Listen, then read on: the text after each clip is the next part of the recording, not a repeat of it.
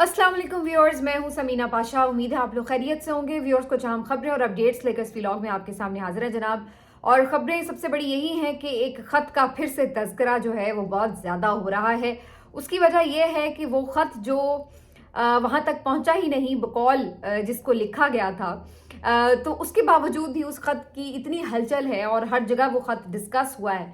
तो इसके ऊपर अब फाइनली एक रिएक्शन आया है आर्मी चीफ साहब का भी, और बड़ा दिलचस्प रिएक्शन है उनका। इस रिएक्शन के ऊपर भी बात करते हैं। और अभी उस रिएक्शन पे ही रिएक्शन आ रहा था कि इतने में इमरान खान साहब का एक तीसरा खत भी जारी कर दिया गया है, और ये भी एक खुला खत है जिन्होंने आर्मी चीफ के नाम लिखा है, और इसमें उन्होंने 5 निकात बयान किए हैं, और जो पहले 2 खतूत थे उन्हीं का एक तसलसल मालूम हो रहा है। तो इसके ऊपर अभी तफसील से बात करते हैं। आज अदलिया के हवाले से एक अहम दिन है, एक अफसोसनाक भी मैं तो कहूँगी दिन है, क्योंकि जिस तरह से अदलिया की आज़ादी को सरेंडर करके जो हेरा फेरियाँ करके तैनातियाँ की गई हैं, तकर्रियाँ की गई हैं, उसकी वजह से जो एक जक पहुँची है और जो एक एतबार उठ रहा है, बल्कि उठ चुका है, तो ये वो चीज़ें हैं जो आने वाले दिनों में हमें हॉन्ट करने जा रही हैं। इससे मुतालिक बात करेंगे।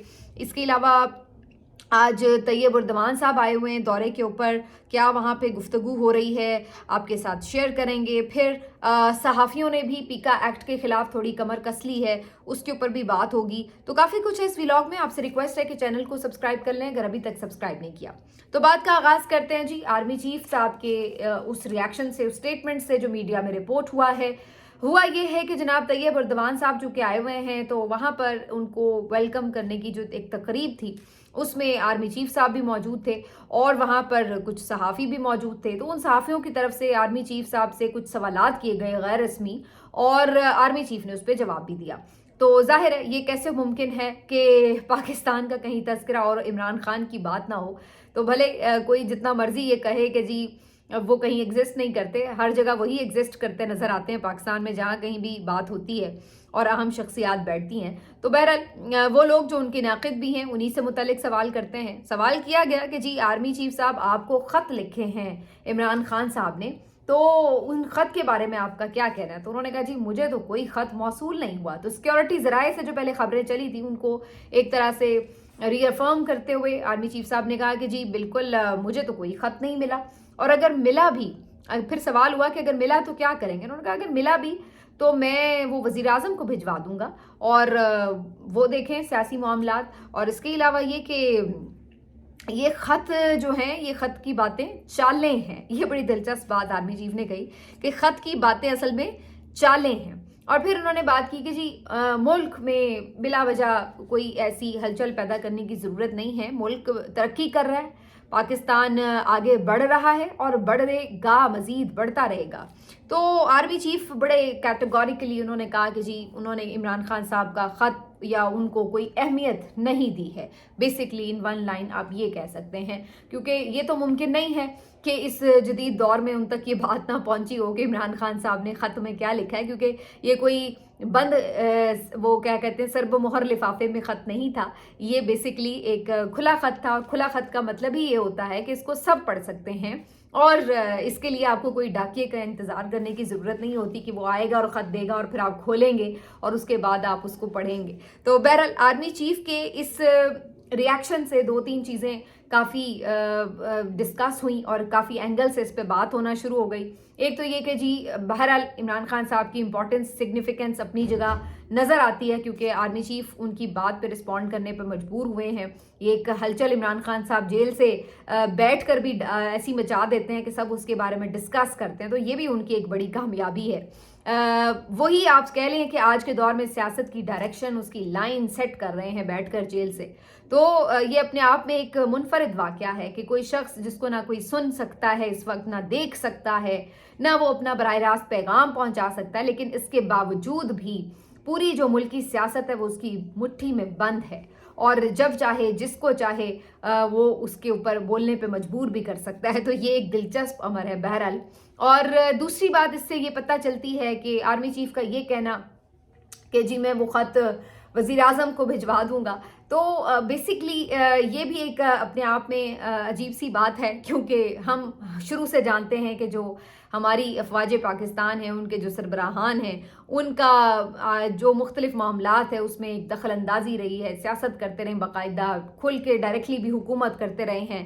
تو اس کے بعد میڈیا پر آ کر آپ اس طرح سے کہہ دیتے ہیں کہ جی ہمیں تو کوئی دلچسپی نہیں ہے ان چیزوں سے، تو وہ پھر بعد میں سب کو پتہ ہوتا ہے کہ وہ دلچسپیاں اکثر کیا ہوتی ہیں، اور ان کے جو ہرکارے ہیں وہ خود آ کے میڈیا میں بتا رہے ہوتے ہیں کہ اب تو انہوں نے یہ کہہ دیا، اب تو انہوں نے وہ کہہ دیا. تو اس کے علاوہ جی ایک اور جو اہم بات ہے کہ جو آرمی چیف نے کہی، اس پہ بھی بڑا ریاکشن آیا ہے کہ ملک آگے بڑھ رہا ہے، ترقی کر رہا ہے. تو اگر پچھلے ایک ہفتے کی ہی چند خبریں اٹھا لیں جو خود حکومت کے اپنے ذرائع اور مختلف اداروں کے توسط سے آتی ہیں، تو اسی سے آپ کو اندازہ ہو جائے گا کہ ملک کتنی ترقی کر رہا ہے. یعنی کہ چیئرمین نیب کا سٹیٹمنٹ ہے کہ جناب 2500 سرمایہ کار جو ہیں بیرون ملک منتقل ہو گئے ہیں پاکستانی، اور انہوں نے شہریت بھی وہاں جا کے لے لی ہے. اتنے لوگ بیزار ہیں، اور ہم کہہ رہے ہیں کہ سرمایہ آنا تو دور کی بات، جو ہے سرمایہ وہ بھی باہر منتقل ہو رہا ہے، اور ہم کہہ رہے ہیں کہ ملک ترقی کر رہا ہے. ابھی آپ شوگر ملز کا اور باقی یہ جو ٹیکسٹائل ملز ہے، ان کے اعداد و شمار دیکھیں، تیزی سے بند ہو رہے ہیں، لیکن ہم کہہ رہے ہیں کہ ملک تو ترقی کر رہا ہے. اگر ہم مہنگائی کے اعداد و شمار دیکھیں، آج سے 2-3 سال پہلے کیا صورتحال تھی اور آج کیا صورتحال ہے، ڈبل سے زیادہ مہنگائی کا فگر کراس ہو چکا ہے، لیکن ہم کہہ رہے ہیں کہ ملک تو ترقی کر رہا ہے. آپ کی ورلڈ بینک کی رپورٹ ہے کہ آپ کے کروڑوں افراد جو ہیں وہ پچھلے 1-2 سالوں کے اندر خط غربت سے نیچے چلے گئے ہیں، لیکن ہم کہہ رہے ہیں کہ ملک ترقی کر رہا ہے. تو نہ جانے کس ملک کی بات کر رہے ہیں آرمی چیف صاحب جو کہ ترقی کر رہا ہے، کیونکہ ہمیں پاکستان تو کہیں سے ترقی کرتا نظر نہیں آ رہا.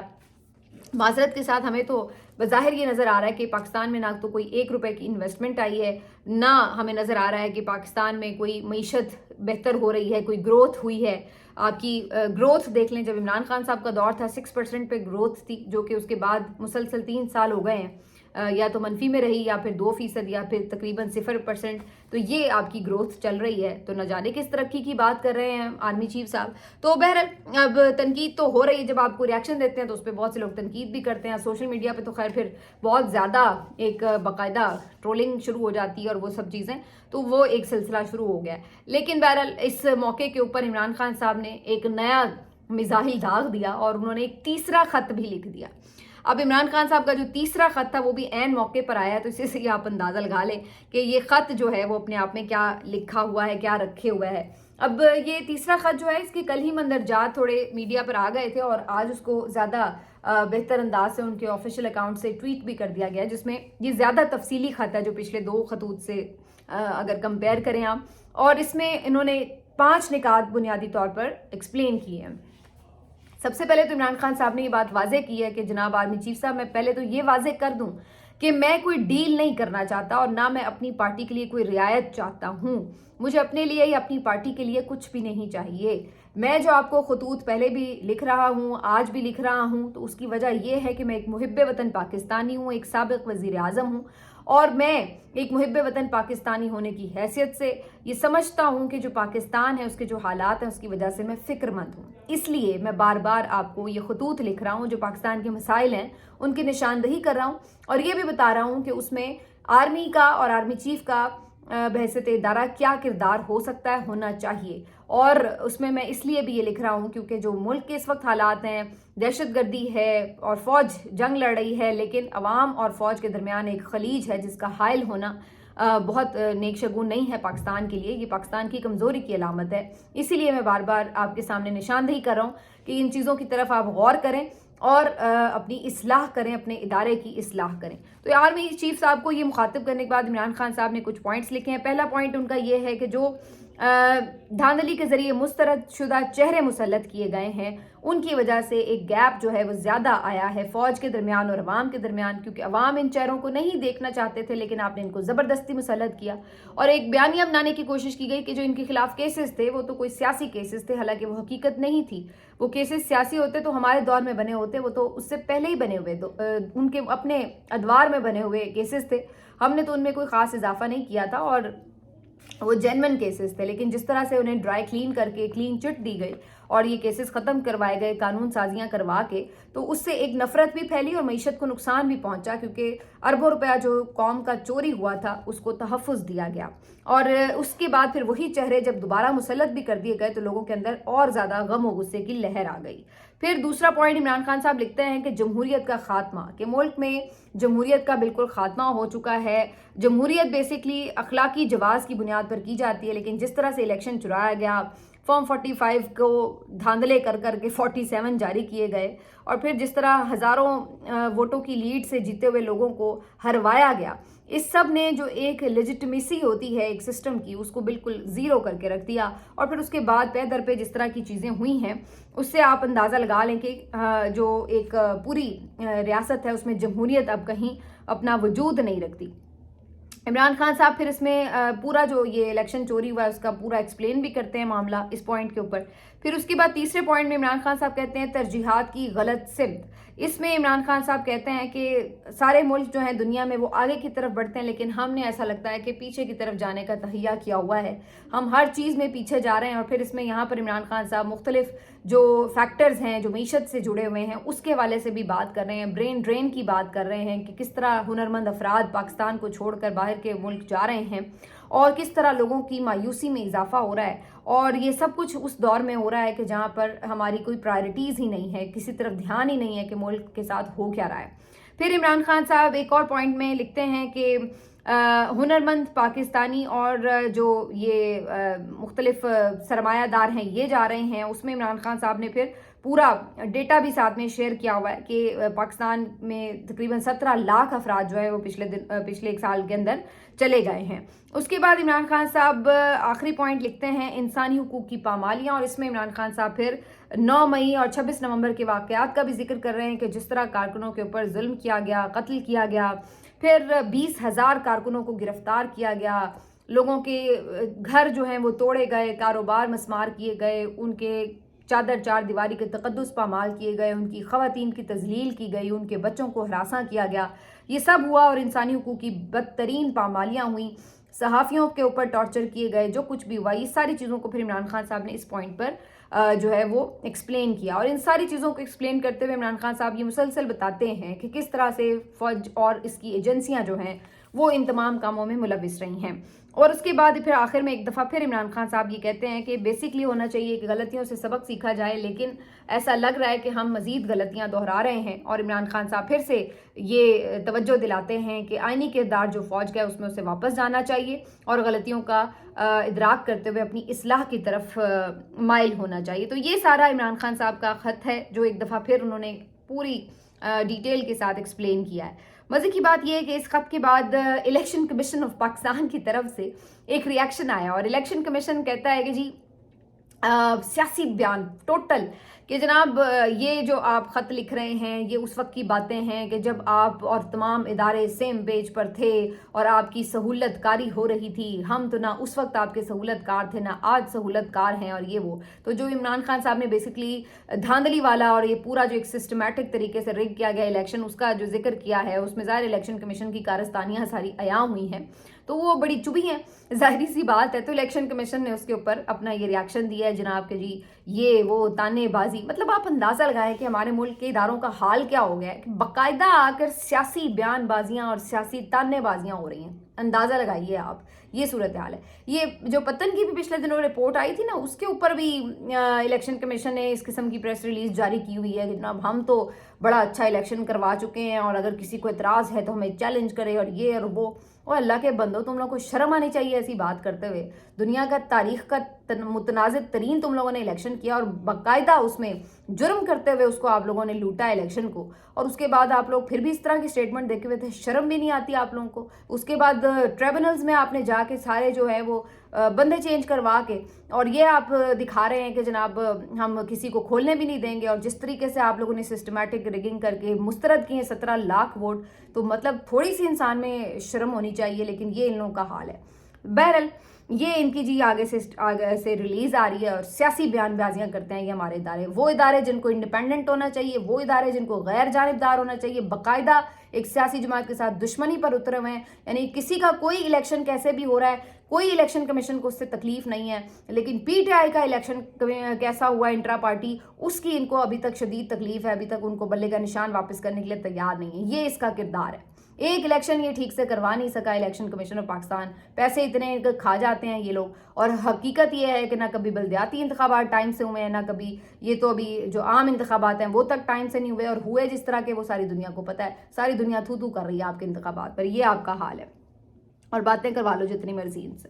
بہرحال یہ ساری جی الیکشن کمیشن کی تکلیف جو ہے وہ سامنے آ چکی ہے. اور اس کے بعد اب صحافی جو ہیں آج وہ بھی بڑھ چڑھ کر بولے ہیں، اس لیے کہ صحافیوں کے خلاف جو پیکا ایکٹ لایا گیا ہے اس کے اوپر آج ایک بلکہ 2-3 دن سے یہ چل رہی ہے کانفرنس، اور پی ایف یو جے کے زیر اہتمام یہ چل رہی تھی. اور اس کانفرنس میں مختلف جو جید صحافی ہیں انہوں نے خطاب بھی کیا، اور اس کے ساتھ ساتھ یہاں پر جو مختلف سیاسی رہنما ہیں وہ بھی شریک ہوئے. مولانا فضل الرحمان صاحب کا آج اہم خطاب تھا. انہوں نے کہا کہ وہ صحافیوں کے ساتھ کھڑے ہیں. جمہوریت ختم ہو چکی ہے بالکل ملک سے، اور پارلیمنٹ کا وجود بھی بالکل ختم ہو کے رہ گیا ہے. اسی طریقے سے جو محمود خان اچکزئی صاحب ہیں ان کی طرف سے بھی یہ سٹیٹمنٹ آیا کہ جناب بالکل اگر میں ان کا ساتھ دوں دوبارہ تو آپ کے اوپر میرا قتل بھی معاف ہے. انہوں نے اس حد تک آ کے بات کی. اسد کیسر صاحب نے خطاب کیا، انہوں نے بھی اس کے اوپر بات کی. حامد میر صاحب نے بڑا دلچسپ خطاب کیا. انہوں نے کہا کہ ملک میں غیر اعلانیہ نہیں بلکہ اعلانیہ مارشل لاء نافذ ہو چکا ہے، اور اس موقع کے اوپر پھر مارشل لاء نامنظور کے نعرے بھی کافی لگے. اسی طرح دیگر صحافیوں نے بھی خطاب کیا. سلمان غنی صاحب نے، ارشاد بھٹی صاحب نے، ارشاد عارف صاحب نے، اور اس طرح دیگر اہم لوگوں نے خطاب کیا. فواد چودھری صاحب نے بھی اس کانفرنس سے خطاب کیا. اور کل پارلیمنٹ کے دن یعنی آج کے دن پارلیمنٹ کے سامنے بھی ایک پرزور مظاہرہ ہونے جا رہا ہے صحافیوں کی طرف سے اسی پیکا ایکٹ کے خلاف. اور حامد میر صاحب نے اعلان کیا ہے کہ اگر یہ ایکٹ واپس نہ لیا گیا تو پھر آپ کے ساتھ کھلی جنگ ہوگی. تو یہ ہے جی صحافیوں کی طرف سے بھی آواز اٹھی ہے فائنلی.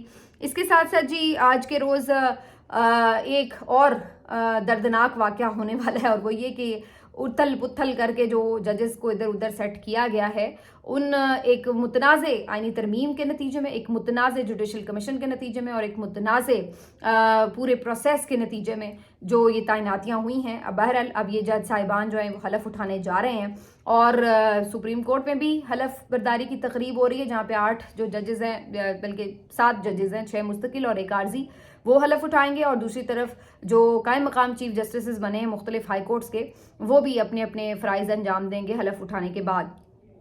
تو یہ اب جو ہے ایک بہرحال افسوسناک دن ہے، اور اس کے اوپر کیا مزاحمت ہوتی ہے یہ دیکھنا ہوگا. وکلا نے تو خیر مایوس ہی کیا ہے.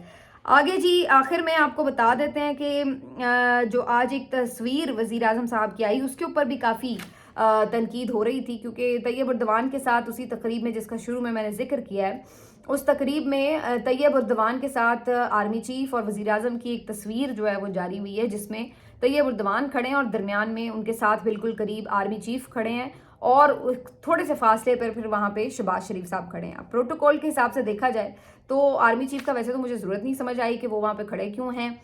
سربراہان مل رہے ہیں 2 ملکوں کے، تو آرمی چیف کا کیا کام ہے؟ کیا ترکی کے بھی آرمی چیف آئے ہوئے تھے؟ یہ نہیں مجھے پتا. لیکن بہرحال چلیے، چونکہ اب ہم ہر کام میں ہوتے ہیں تو آرمی چیف وہاں پہ بھی نظر آ رہے ہیں.